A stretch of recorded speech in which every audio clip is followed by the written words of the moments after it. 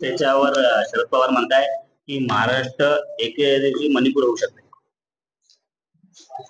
मला तर हे अतिशय दुर्दैवी स्टेटमेंट आणि दुःखद आणि हास्यास्पद सुद्धा वाटतं की माननीय पवार साहेब हे ज्येष्ठ नेते आहेत, देशाचं नेतृत्व करणारे नेते राहिलेले आहेत किंवा आहेत, आणि त्या या प्रकारे महाराष्ट्राची जी संस्कृती आहे, परंपरा आहे, ती जर आपण पाहिली तर महाराष्ट्रामध्ये या प्रकारची मानसिकता कुठेही नसते आणि कुठेही होणार नाही.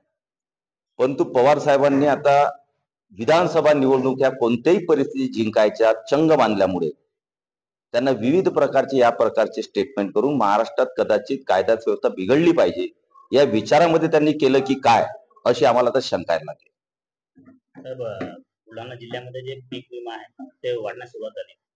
पीक विमा हा पहिला 25% अग्रिम जो पीक विमा होता तो मागेच दिलेला आहे.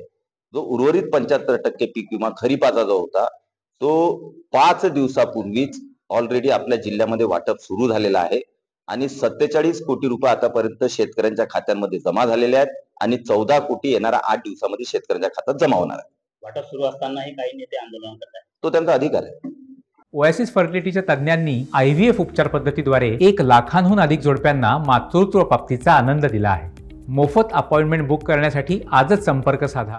साहेब, आपल्या मतदारसंघामध्ये एका वृद्धाची अपहरण करून हत्या झाली, ही हत्या घन काढण्यासाठी झाली नाही, मी आज त्याच्यावर स्टेटमेंट एवढ्यासाठी देणार आहे की अतिशय दुर्दैवी घटना या बुलढाणा जिल्ह्यामध्ये 2 घटना घडल्या. त्यामध्ये माझ्या मतदारसंघात टाकळी नागझरी येथील कृष्णा नावाचा आमचा छोटा मुलगा 13 वर्षाचा, त्याची निर्घुणपणे हत्या, म्हणजे अतिशय किळसवाना प्रकार हा मी बघितला आणि त्यावर पोलीस प्रशासन एक स्पेशल टीम नेमून चांगल्या प्रकारे इन्व्हेस्टिगेशन केणार आहे. येणार 2 ते 4 दिवसांमध्ये आपल्याला त्यामागचं काय मोटिव्ह होता, काय ध्येय होतं हे निश्चितपणे आम्ही जनतेसमोर आणणार. साहेब, शिंदे गट म्हणताय की 110च्या वर आम्ही जागा मागतोय. शिंदे गट म्हणजे कोण म्हटलं? गायकवाड आमदार म्हणताय की 110. मी काय म्हणतो, तो संजीव गायकवाडचा माझा अधिकारच नाही.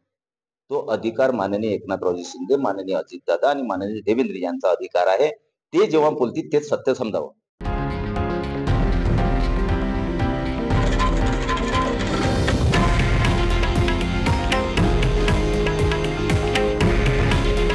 हे आहे देशातील नंबर 1 न्यूज नेटवर्क आणि आपण पाहत आहात TV9 मराठी.